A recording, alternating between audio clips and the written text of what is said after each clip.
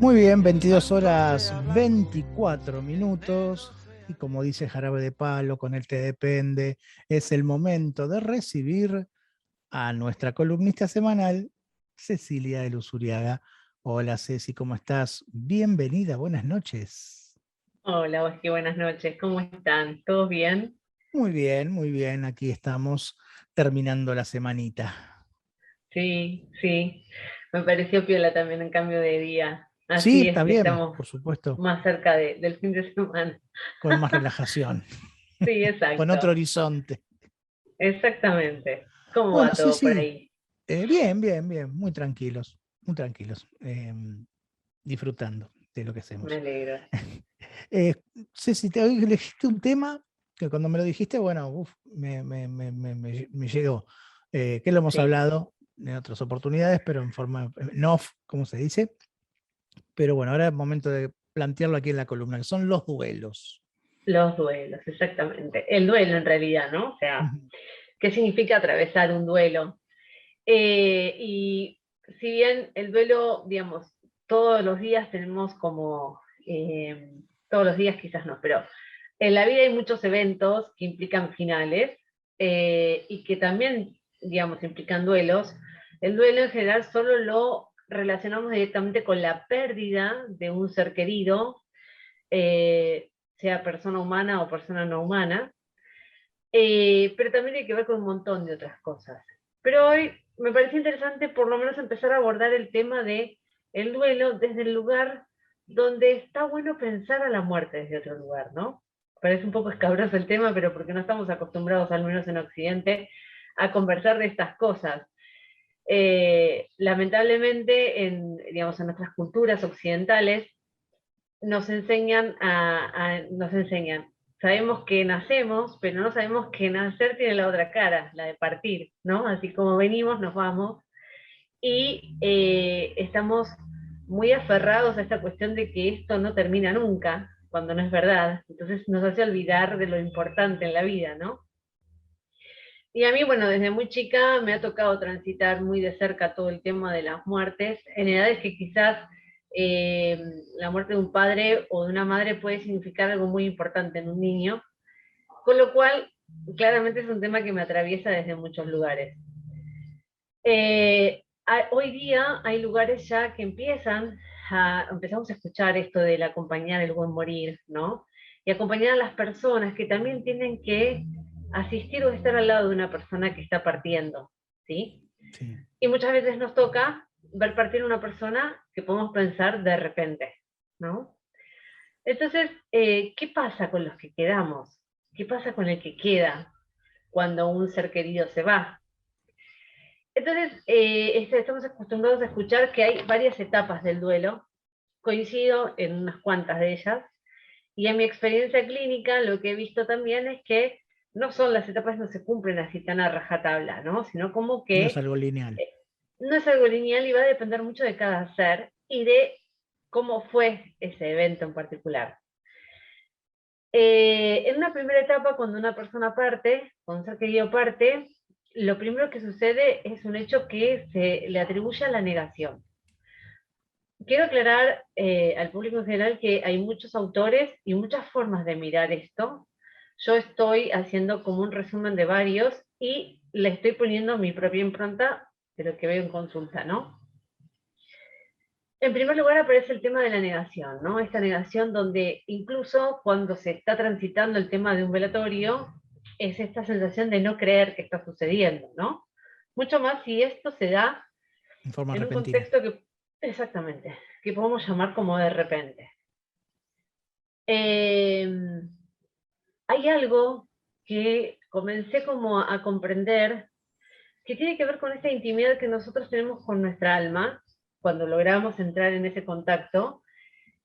Y que ese momento, por más que parezca un accidente, por más que parezca repentino, es el respeto que debemos a ese ser que decidió partir en esas condiciones, ¿no? O sea, como que no hay condiciones ideales para partir o no. Sí podemos prepararnos para hacerlo más consciente o menos consciente. Quiero decir, trabajar mucho más el saber ese camino hacia el que venimos también para partir, ¿sí? o que nos pesque desprevenidos. Vos también lo sabés muy bien por el estudio del budismo, ¿no? O sea, como hay algo que nos, digamos, esto lo tomo del budismo también porque me parece muy interesante.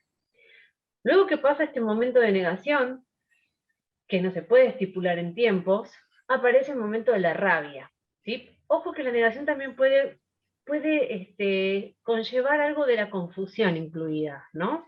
Como esta cosa Confusión. donde, confusión, como esta cosa donde los que quedan tratan de pensar de cómo fue, en qué momento, o sea, como esto de no comprender cómo se dieron las cosas.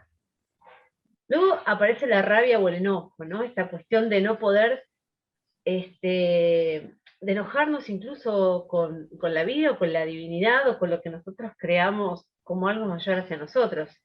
Incluso una persona atea que crea que no hay nada más después de la vida, ¿no? Va a pasar por estos procesos de todos modos. Y la negación Eh, está muy, o sea, esa primera etapa de la negación y el enojo sí, están muy ligadas, ¿no? Porque sí, es como que no podríamos separar una de la otra. mm, Como medio raro hacer eso, pero digamos que en el estudio de todo esto, yo creo que incluso uno puede pasar de una etapa a la otra y, a ver, una cosa es hacer un trabajo terapéutico para acompañar ese proceso de duelo y quizás las etapas pueden hasta reorganizarse de manera distinta. Pero va a depender mucho del vínculo que tuviésemos con esa persona, de la edad en que nos esté atravesando. Hay algo que se está diciendo actualmente, que lo he escuchado, que se considera orfandad igual de los padres aún a pesar de la edad, o sea, a pesar de la edad quiere decir que no se relaciona a algo específico antes de los 21 años, por ejemplo, ¿no? claro. Sino que la pérdida de un padre implica la orfandad por parte de la persona, lo cual tiene un cierto sentido. Por supuesto que esa orfandad no va a ser lo misma a una edad temprana que a una edad adulta, y cada una va a llevar algo diferente, ¿no? A una edad temprana queda la ausencia de poder, digamos, desarrollar ciertas cuestiones relacionadas a, digamos, a ese niño, ¿no? A esas etapas donde no tiene ese padre o esa madre para poder continuar tu crecimiento. Y a una edad adulta, bueno, si hemos tenido la suerte de tener un buen vínculo, el poder, el extrañar esa relación, ¿no? Así que en parte coincido con esto de que la orfandad es en todo momento y va a depender mucho de cómo haya sido ese vínculo, ¿sí? Luego, si quieren, en otro programa podemos hablar un poco de los principios de Reiki que dice que honrarás a tus padres y a tu madre, ¿no? O Ujú. sea, esto de honrar, ¿qué pasa cuando esos padres no han sido para honrar, ¿no? Este lugar donde yo no me puedo sentir que puedo honrar. Es Pero como bueno, también eso es como un dentro del capítulo budismo que yo aparte. practico, claro, como dentro del budismo que yo practico se habla de la deuda de gratitud para con los padres, ¿no? Claro, exactamente, exactamente. Porque en definitiva han sido ellos, digamos, a través de ellos hemos venido a este Ujú. mundo a tener una experiencia humana, ¿sí? Bien, pasado el momento del enojo o de la rabia, algunos autores acá hacen diferencias, hablan de depresión o de tristeza. Bueno, yo coincido más con la tristeza, y creo que la tristeza es algo que atraviesa todo el proceso del duelo, hasta que logramos salir de ella. Creo que la tristeza se va disfrazando de diferentes lugares hasta que yo me puedo encontrar con ese lugar, hacer lo propio y transitar esa tristeza, ¿no? Nuevamente, la tristeza de acá, o sea, la tristeza que es algo normal, es una emoción primaria, solemos escuchar muchas veces, ¿no? Digamos, incluso a los que nos ha tocado perder gente cercana, que nos quieren levantar el ánimo, que Ujú. nos quieren poner como pila, ¿no? Como, bueno, no, pero ya va a pasar, salí de ahí, ¿no? Y no, en realidad acompañar a una persona que está atravesando un duelo es solamente indicarle que uno está, ¿sí?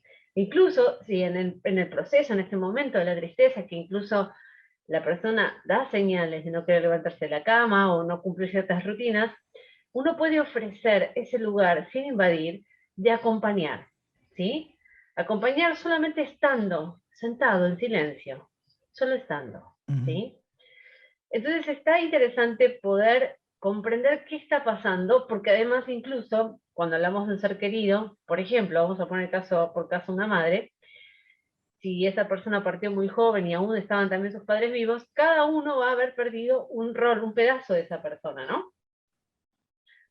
Esa madre habrá perdido una hija, esa hija habrá perdido una madre, ese esposo habrá perdido una esposa, ese hermano o hermana habrá perdido un hermano o una hermana, ¿sí? Entonces a cada uno le va a tocar transitar el duelo desde un rol diferente, del mismo ser humano, ¿no? Desde Claro. loco.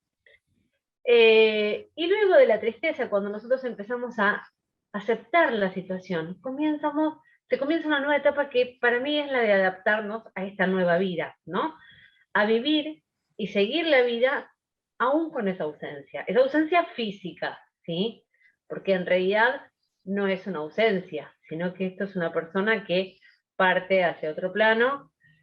Hay una doctora Kubler-Ross, suiza, que ha hecho, hay material que yo estoy empezando a leerlo, por eso no hablo mucho de ella, pero que justamente habla de que una vez que nosotros partimos de este plano, como nosotros somos una conciencia, un alma, como cada uno quiera llamar a esa Entidad. entidad nos hace ser, además espirituales,